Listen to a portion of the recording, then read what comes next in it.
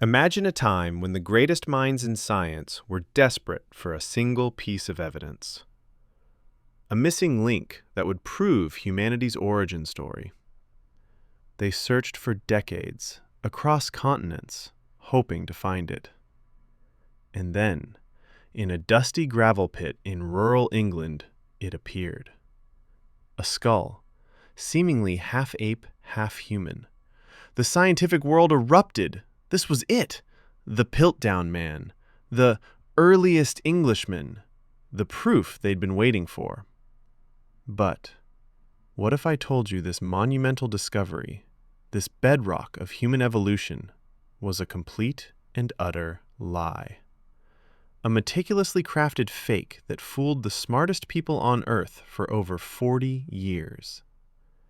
How did a collection of old bones and teeth, stained and filed, manage to rewrite history and send an entire scientific field down a rabbit hole for decades? This isn't just a story about a historical hoax. It's a deep dive into how easily even experts can be deceived when a story fits exactly what they want to believe. To understand the Piltdown Man, we first need to set the scene. Early 20th century Britain. Charles Darwin's theory of evolution was gaining ground, but the fossil record for human origins was sparse. Scientists were eager to find the missing link between apes and humans, and in England there was a strong, almost nationalistic desire to find their own ancient ancestor. Enter Charles Dawson, a respected amateur archaeologist and solicitor from Lewes, East Sussex. Dawson had a reputation for making archaeological discoveries, though we now know many of those were also fakes. In 1912, he contacted Arthur Smith Woodward, the keeper of geology at London's Natural History Museum, with an extraordinary claim. He had found fragments of a human-like skull in a gravel pit near Piltdown village. Woodward, excited by the potential, joined Dawson at the site. Over the next few months, more fragments appeared. Skull pieces, a jawbone, teeth, and even primitive tools.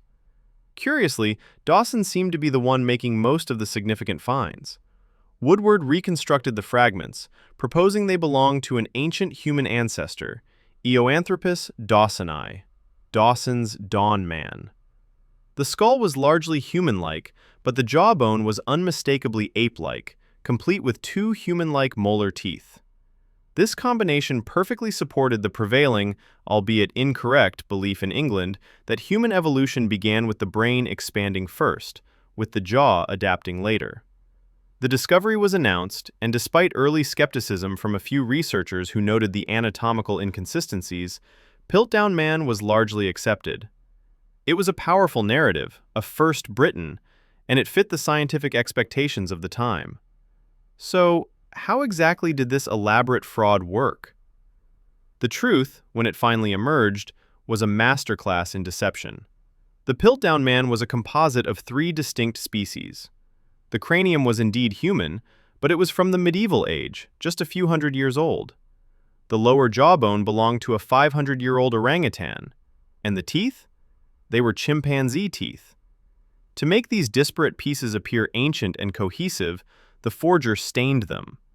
Microscopic examination later revealed the bones had been treated with an iron solution and chromic acid, giving them a uniform, aged appearance.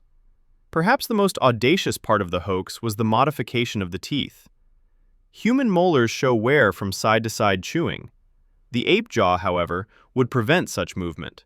So, the forger filed down the chimpanzee teeth to mimic human wear patterns. This detail was crucial for the missing link narrative to hold up. The belief in Piltdown Man was further cemented in 1915, when Dawson claimed to find fragments of a second Piltdown Man skull, Piltdown II, at a different site a couple of miles away. The odds of such a unique, missing link appearing twice by chance seemed astronomically low, convincing even some of the earlier skeptics. This was a classic con artist move, doubling down on a lie to make it more believable. Despite its widespread acceptance, doubts about Piltdown Man never fully vanished. Some scientists, like David Waterston and Franz Weidenreich, voiced concerns early on, pointing out the anatomical impossibility of the jaw and skull belonging to the same individual. The true unraveling began in the early 1950s with the development of new, more precise dating techniques. Kenneth Oakley, Wilfrid Le Gros Clark, and Joseph Weiner at the British Museum applied fluorine absorption dating to the specimens. This technique measures how much fluorine a bone absorbs from the soil over time. The results were damning. The skull fragments contained significant fluorine, indicating genuine antiquity. But the jawbone and teeth had far lower amounts, proving they were much younger and had been buried for a shorter period. Further tests confirmed the anatomical differences and the telltale file marks on the teeth. In November 1953, the scientific community finally admitted the truth. Piltdown Man was a sophisticated forgery. While several suspects were considered, extensive research, including a comprehensive review in 2016, pointed definitively to Charles Dawson as the sole perpetrator. His modus operandi, staining, packing crevices with local gravel, fixing teeth with putty, was consistent across all the Piltdown specimens. And critically, DNA analysis showed that teeth from both Piltdown sites belonged to the same orangutan, a detail only Dawson could have orchestrated. This wasn't his only fraud. At least 38 other specimens in his collection were later found to be fakes. The Piltdown Man hoax had a profound impact. It delayed the correct understanding of human evolution for decades, causing genuine fossil discoveries from Africa, like the Tong child, to be ignored because they contradicted the brain-first narrative Piltdown so conveniently supported. Over 250 scientific papers were written about a fake. But there's a crucial lesson here for all of us, not just scientists.